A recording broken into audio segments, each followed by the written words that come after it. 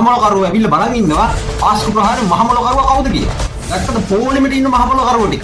අරක ඉන්නවා මහමොලකරුවා දන්නවා කියලා. ඊට කලින් කියපු කෙනෙකුත් ගිහිල්ලා බලන් ඉන්නවා මහමොලකරුවා කවුද කියලා. උදේගම්මන් පිළ මරුබඩුව. මහමොලකරුවා එක්කම මහමොලකරුවා කවුද කියලා බලනවා පොලිමේට වාඩි වෙලා ඉඳලා. නේ?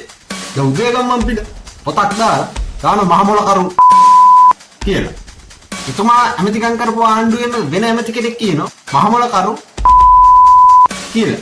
ඔතනම ඉන්න උදේගම්මන් පිළට එහා පැත්තේ වාඩි වෙලා ඉන්න මහමොලකරු හොඳටම දන්නවා කියමු කෙනෙක්. වන්දිජ්‍ය වල ඉන්නේ. අපි ඇවිල්ලා මෙතන බලන් ඉන්න මහමොලකරු කවුද කියලා. නයිඩි මහමොලකරු ගැන හොඳටම කිව්වේ.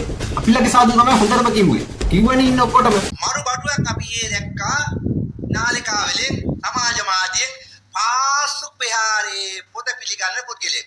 නම ගම්මන් පිළ නොත් ගොම්මන් පිළ මරු බාණ්ඩේ ඇත්ත දැන් මොලකරුවෝ ටික කලබල වෙලා ඉන්නේ මොලකරුවෝ ටික බලන කවුද මහමොලකරුවෝ කියන්නේ ෂෝ මේ පොලිමේට වාඩි වෙලා ඉන්න මහමොලකරුවෝ කවුද කියන මහමොලකරුවෝ ඇවිල්ලා බලන් ඉන්නේ සමහරු කලින් ඉඳන් දැනගෙන හිටපු අය තියෙනවා එතන ගිහින් තව වාඩි වෙලා බලන් ඉන්න කවුද මහමොලකරුවෝ කියලා අත අරගෙන බලන් ඉන්නේ මරු බාණ්ඩේ නමුත් සියලු ජනාධිපතිවරුන්ට ගෙන්නලා වාඩි කරවලා මේ පාස්කු විහාරේ පොත පිළිගන්නවා හැම කෙනාටම.